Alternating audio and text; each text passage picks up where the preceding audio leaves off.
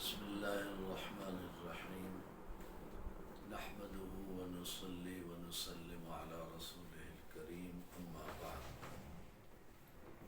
اللہ تبارک و تعالی نے انسان کو پیدا فرمایا اور اپنی تمام نعمتوں سے آراستہ فرمایا، اور فرمایا الم تروا ان اللہ سخر لکم ما فی السماوات وما فی الارض واسبغ علیکم نعمہ ظاہرۃ وباطنہ، کہ اللہ تبارک و تعالی نے زمین و آسمان کی تمام چیزوں کو انسانوں کے لیے مسخر فرمایا، انسانوں کے کام میں لگا دیا۔ واسبغ علیکم نعمہ ظاہرۃ وباطنہ، اور اللہ تعالی نے اس انسان پر ظاہری اور باطنی نعمتوں کی بارش فرما دی۔ اور ایک جگہ قرآن پاک میں فرمایا ان تعدوا نعمت اللہ لا تحصوها، اللہ کی نعمتیں اتنی ہیں کہ اگر تم ان کو شمار کرو تو شمار نہیں کر سکتے۔ انسان کے لیے نعمت، دنیا کے اندر ہر اللہ کی عطا انسان کے لیے نعمت ہے، لیکن اس نعمت میں اگر برکت نہ ہو تو انسان کے لیے وہ نعمت بھی زحمت بن جاتی ہے۔ اور برکت کے لیے اللہ تبارک و تعالی نے قرآن کے اندر اور نبی کریم صلی اللہ علیہ وسلم نے حدیث کے اندر جو طریقے ارشاد فرمائے کہ یہ کرو تو تمہاری ان نعمتوں میں برکت ہوگی، ان میں سے ایک بہت اہم بات جو قرآن پاک میں بھی اور نبی کریم صلی اللہ علیہ وسلم کی احادیث میں بھی سکھائی گئی ہے، وہ یہ ہے کہ ہر کام کو اللہ کے نام کے ساتھ شروع کیا جائے۔ اور ایک حدیث میں حضور نے ارشاد فرمایا کہ جس کام کے شروع میں اللہ کا نام نہ لیا جائے وہ بے برکتہ ہوتا ہے، اس کام میں برکت نہیں ہوتی، اور جس کام میں برکت نہ ہو وہ انسان کے لیے نفع مند نہیں ہوتا، نقصان دہ ہوتا ہے۔ مثلا شریعت نے یہ فرمایا کہ جب تم گھر میں داخل ہو تو بسم اللہ پڑھ کے داخل ہو۔ فرمایا نبی کریم صلی اللہ علیہ وسلم نے کہ گھر میں داخل ہو تو بسم اللہ پڑھو، اور جو گھر سے نکلو تو پھر بھی بسم اللہ پڑھو۔ فرمایا کہ جو آدمی بسم اللہ پڑھ کے کوئی دروازہ بند کر دیتا ہے شیطان اس کو کھول نہیں سکتا۔ گویا کہ بسم اللہ پڑھ کے بند کیا ہوا دروازہ، اس میں اللہ تبارک و تعالیٰ کے نام کی ایسی برکت شامل ہو جاتی ہے کہ اس گھر میں شیطان داخل نہیں ہوتا۔ نبی کریم صلی اللہ علیہ وسلم نے ارشاد فرمایا جب کوئی آدمی اپنے گھر میں داخل ہوتا ہے اور وہ اللہ کا نام لیتا ہے یا کھانا کھاتے ہوئے اللہ کا نام لیتا ہے تو شیطان یہ کہتا ہے کہ نہ سونے کی گنجائش ہے نہ کھانے کی گنجائش ہے۔ نبی کریم صلی اللہ علیہ وسلم کی ایک حدیث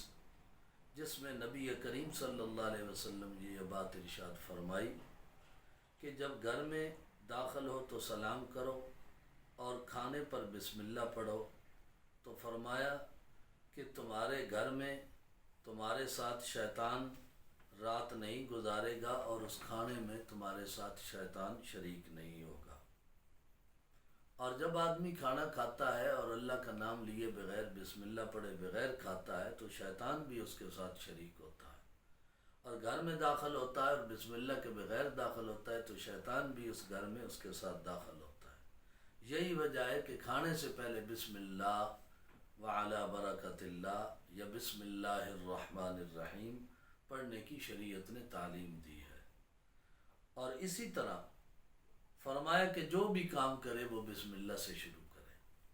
ہماری یہ عادت ہو جائے تو ہر کام میں اللہ کی طرف سے برکت شامل ہو جائے گی، اللہ کے نام کی۔ اس کام میں برکت ہونے کی وجہ سے اللہ تعالیٰ کی مدد بھی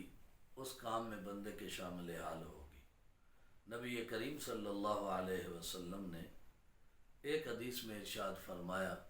کہ آدمی وضو کرتا ہے اور وضو کے شروع میں اگر بسم اللہ نہ پڑھے تو اس کا وضو کامل نہیں ہوتا، تو وضو کے کامل ہونے کے لیے بسم اللہ کا پڑھنا ضروری ہے۔ بعض احادیث میں یہ مضمون بھی آیا ہے کہ اگر کوئی آدمی بسم اللہ کے بغیر اپنے اعضائے وضو دھوتا ہے تو جتنے اعضاء دھوتا ہے وہی پاک ہوتے ہیں، اور اگر بسم اللہ پڑھ کے دھوتا ہے تو سارا جسم پاک ہو جاتا ہے۔ یہ بسم اللہ کی برکت ہے۔ اس لیے ہمیں اس بات کی تعلیم دی گئی ہے کہ ہر کام کے شروع میں بسم اللہ پڑھی جائے۔ جو بھی آدمی کام کرے اس کام کے شروع میں بسم اللہ پڑھ لے،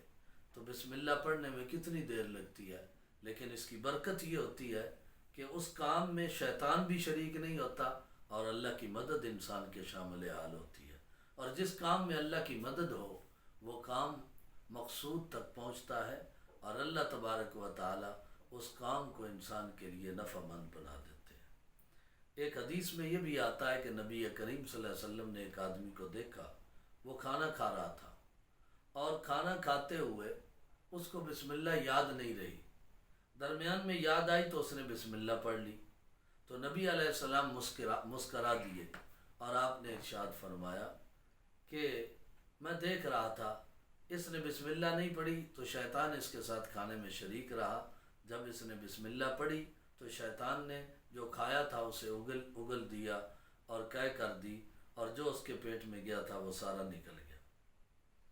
تو اس سے یہ پتہ چلتا ہے کہ بسم اللہ کے بغیر جو کھانا کھایا جائے